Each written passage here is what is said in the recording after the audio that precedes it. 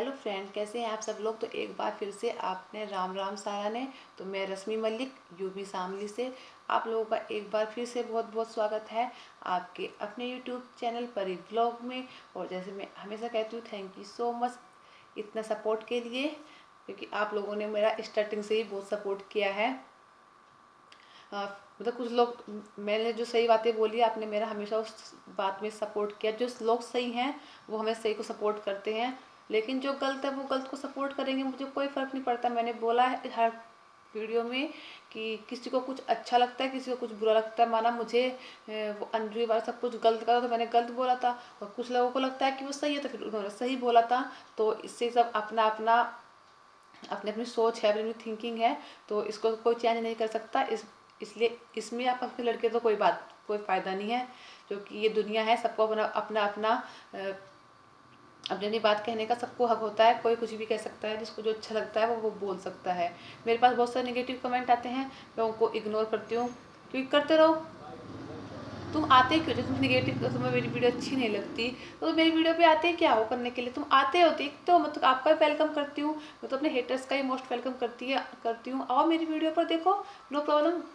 अच्छे कमेंट करोगे अच्छी बात है, गलत कमेंट करोगे रिप्लाई मिल जाएगा साथ साथ। नहीं रिप्लाई मिलेगा, मुझे लगता है बिल्कुल एग्जिट ही नहीं है मेरे लिए, तो मैं उसको डिलीट कर देती हूँ, रिमूव कर देती हूँ।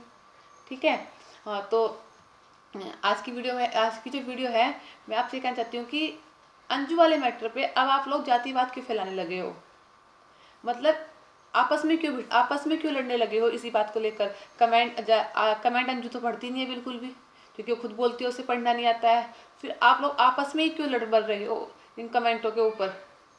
कि एक मुझे मतलब, मैं भी जाट कास्ट से बिलोंग करती हूँ, मैं भी जाट हूँ, लेकिन मैंने कहा है कि जात वात कुछ नहीं होती है, सब एक होते हैं, सब उस ऊपर वाले के बनाए हुए हैं। उसने सबको बनाया है। ऐसा नहीं कि ऊपर जाट को अलग बनाया गया है, या पंडित को, ठाकुर को, गुर्जर को अलग बनाया गया। नहीं, सब एक भगवान ने बनाए हैं। नीचे आके कोई जाट बन गया, कोई बन गया, सबकी कास्ट एक होती है, सब एक आदमी है, उसी मिट्टी के सब बने हुए हैं।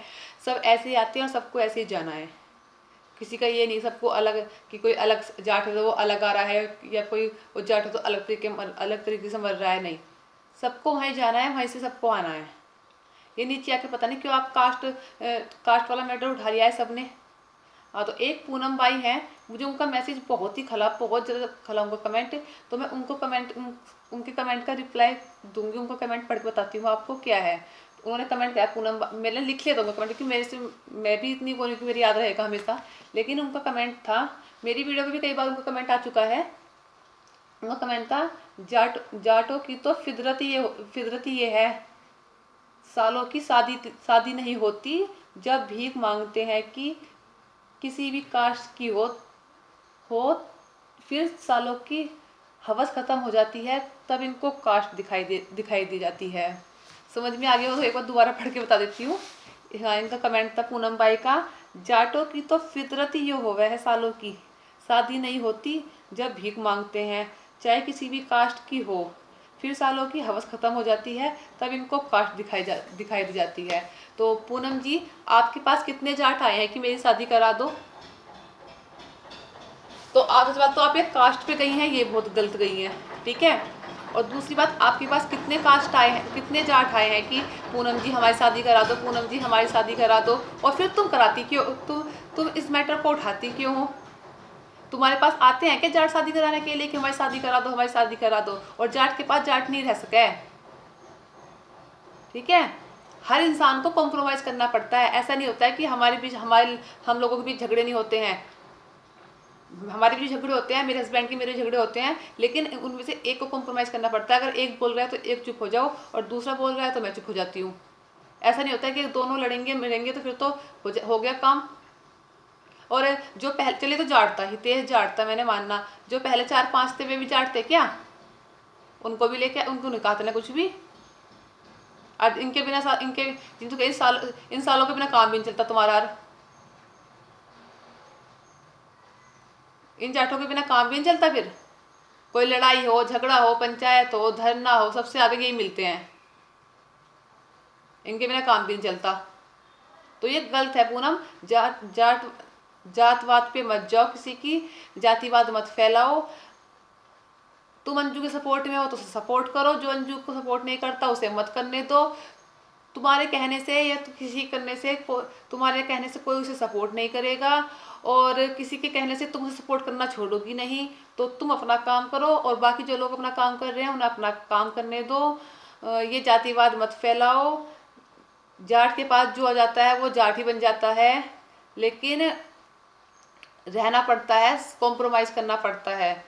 बाकी तुमने एक जात की, एक हितेश की बात तो उठा ली कि वो जाट है, उसने ये करा वो करा छोड़ दिया। बाकी जो चार थे उनकी बात नहीं उठाई, उन्होंने क्यों छोड़ दिया?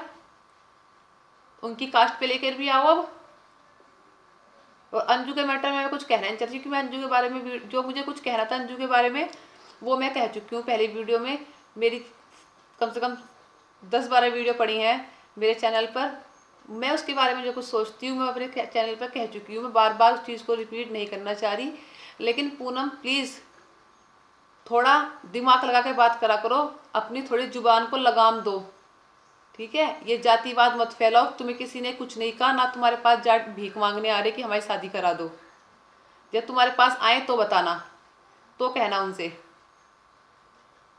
तो आगे से ये, क्योंकि मैं भी जाट हूँ, मुझे भी इस चीज़ का बहुत वो पड़ा, इफेक्ट पड़ा कि ऐसे कैसे बोल दिया इसने कि जाट तो भीख मांगते फिरते शादी के लिए। अरे कौन मांगता फिरता है? एक का नाम तो बताओ। हम नहीं रह रहे जाट के पास, हम भी पिछले 10 साल से जाट हैं, जाट के पास रह रहे हैं।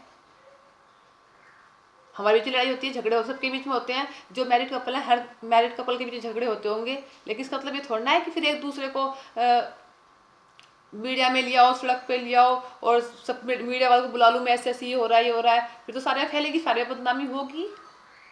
तो ऐसा करते क्यों कि बदनामी हो? अपने घर का मैटर घर में सुलझाओ।